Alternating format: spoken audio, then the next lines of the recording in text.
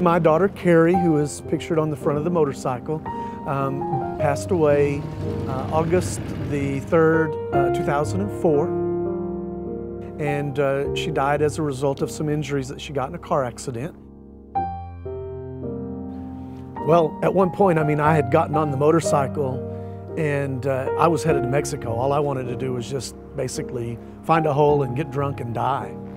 Carrie loved to ride, and when I would get going too fast, she'd scratch on the back of my shoulder to let me know that I was going too fast. And I got to about Albany.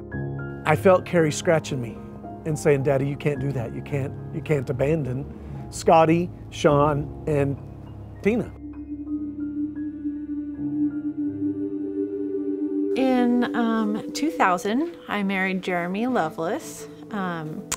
And about 2 years later, we had Chloe, and she was a great addition and a very happy baby.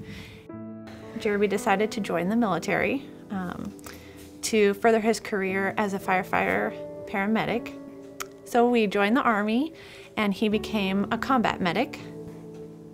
On May 29th, Memorial Day, 2006, they knocked on my door and told me that Jeremy had made the ultimate sacrifice for his country and family.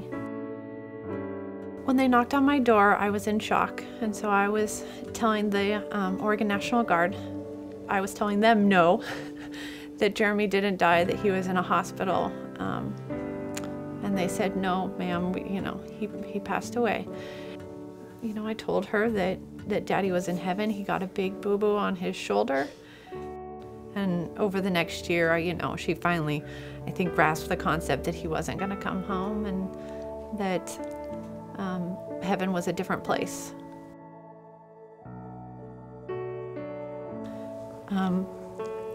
And miss him.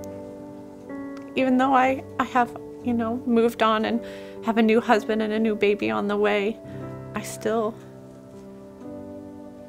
miss Jeremy very much. My name is Chloe. I like to come here because it makes me feel better about my dad. The only thing in life that is fully guaranteed is death. There's the saying death and taxes, but not everybody pays taxes. 80% of the children that we see at the Dougy Center have experienced the death of their father or their mother. The other 20% have experienced the death of a brother or sister, or in the case of teens, a close friend. It forces you to focus on what really matters, and what really matters is relationships, and friendships, and community and love. It's not like going to counseling. You're listening to people who are maybe a little bit further along in the grief process than you are, sharing their experiences and how they got to where they are. It was basically, I guess, like becoming an infant and having to learn how to live all over again. But it was a process that I was able to not have to walk through alone. At the Dougy Center, we just were able to just talk, and she could just talk about it when she wanted to, and letting her just express that when she needed to. It's hard to explain it, and I think we'll still be in that process. And I can imagine when she's graduating high school and getting married and things like that, that we will still have to go through that grieving process.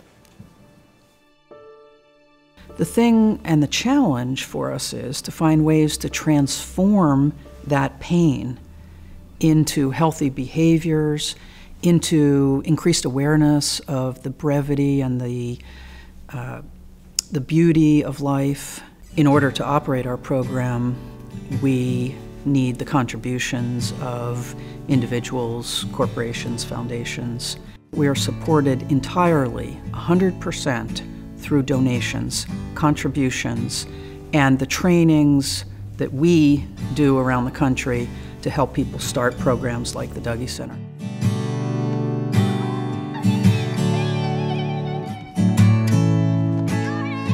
But the Dougy Center helped me and my family learn how to live again. I had to learn how to breathe.